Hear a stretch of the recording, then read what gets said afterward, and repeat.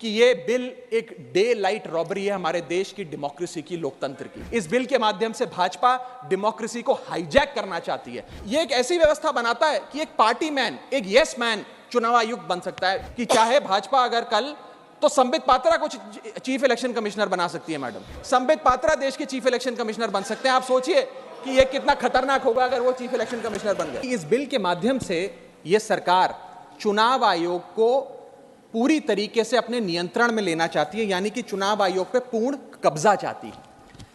Ma'am, चुनाव आयोग के 3 सदस्य होते हैं, एक मुख्य चुनाव आयुक्त यानी कि चीफ इलेक्शन कमिश्नर और 2 अतिरिक्त election commissioners.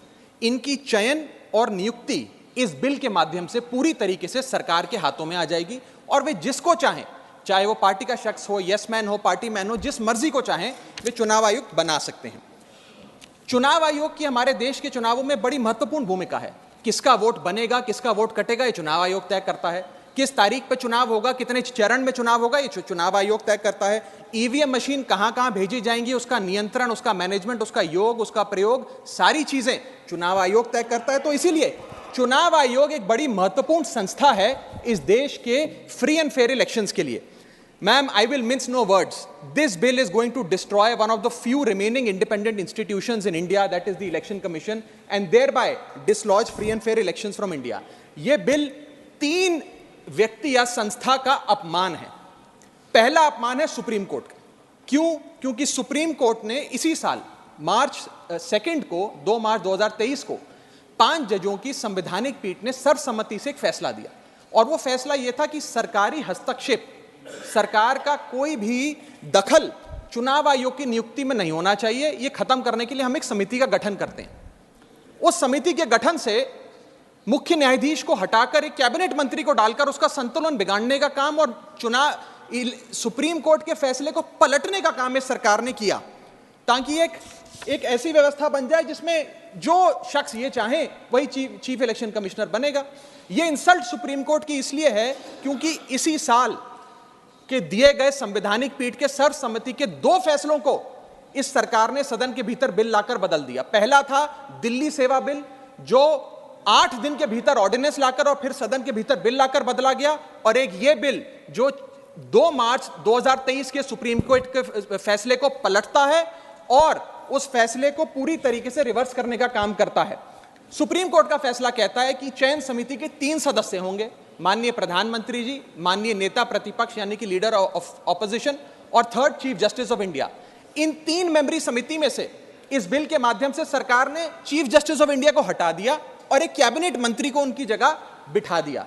Chief justice of India से इतना परहेज कि साफ तौर पे उन्हें इस समिति से हटाने के लिए इस बिल को लाया गया। मैं सरकार को याद कराना चाहूंगा कि समय समय पर इलेक्टोरल रिफॉर्म्स के लिए इस देश में कमेटियां बनी और अधिकांश कमेटियों ने यह फैसला दिया, यह रिपोर्ट दी, यह सजेशन दिया कि समिति के भीतर चीफ जस्टिस ऑफ इंडिया यानी कि इस देश की न्यायमूर्ति को जरूर होना चाहिए। चाहे वो तारकुंडे कमेटी हो, दिनेश गोस्वामी कमेटी हो, वोरा कमेटी हो, इंद्रजीत गुप्ता कमेटी हो, जीवन रेड्डी कमेटी हो, या फिर इसी सरकार की लॉ कमीशन की रिपोर्ट हो, क्योंकि यह bill basic structure of the constitution के खिलाफ है। Basic structure of the constitution है free and fair elections, basic structure of the constitution है निष्पक्ष चुनाव और democracy.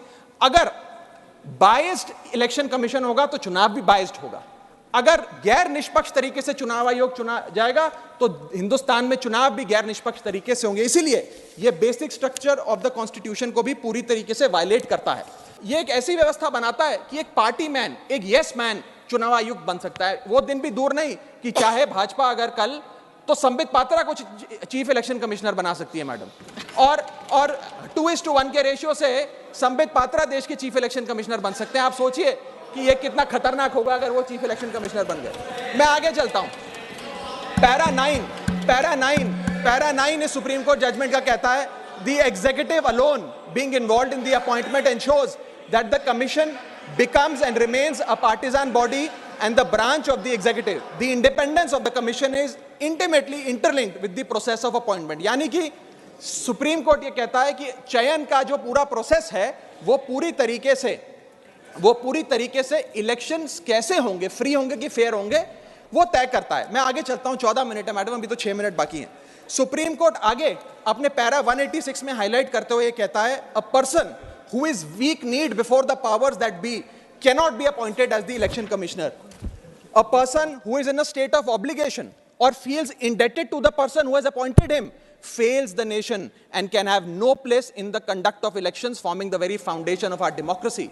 An independent person cannot be biased.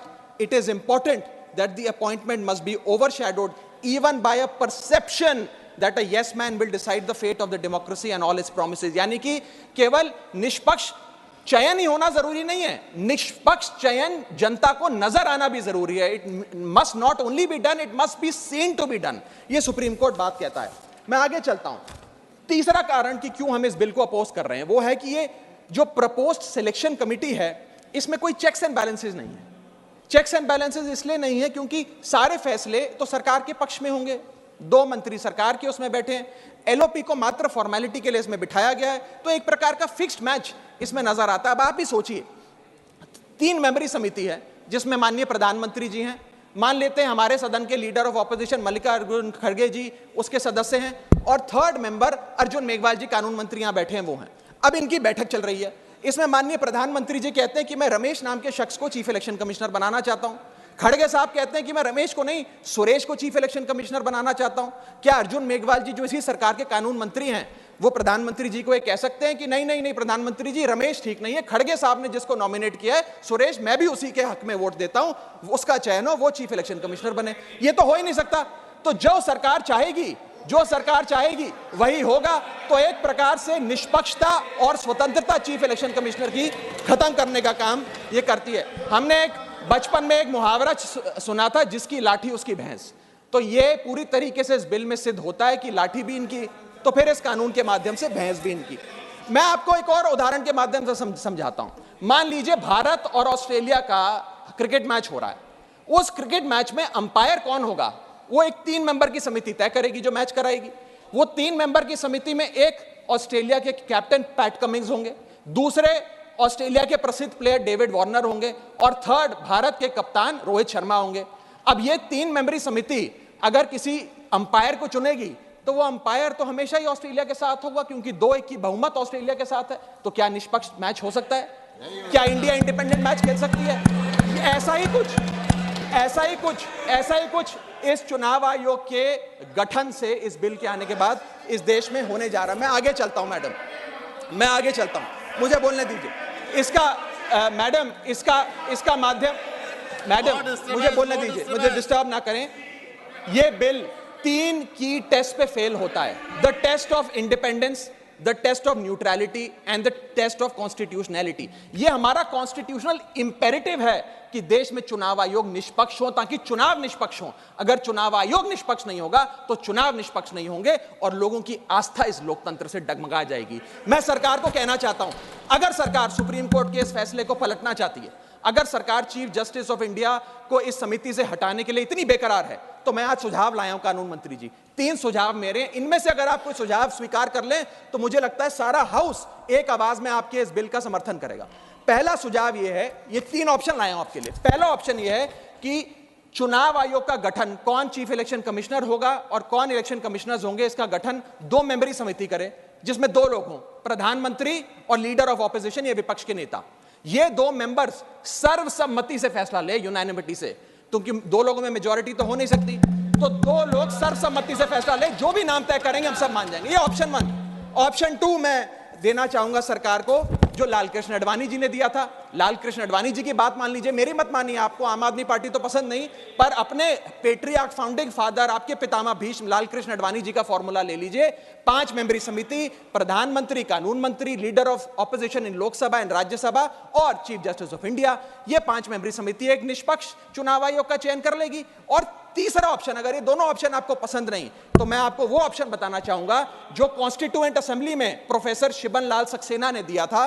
वो था कि जो भी नाम ये चयन समिति तय करे वो नाम सदन के भीतर लाए जाएं और 2/3 बहुमत लोकसभा और राज्यसभा से नाम पास हो जाए, वो आदमी चीफ इलेक्शन कमिश्नर बन जाए। मैं सकारात्मक बहस कर रहा हूं, मैं ऑप्शन लाया हूं। ये इन तीन ऑप्शंस में से कोई भी ऑप्शन चुन लीजिए, सारे विपक्ष को मनाने की, एकजुट करने की जिम्मेदारी मेरी।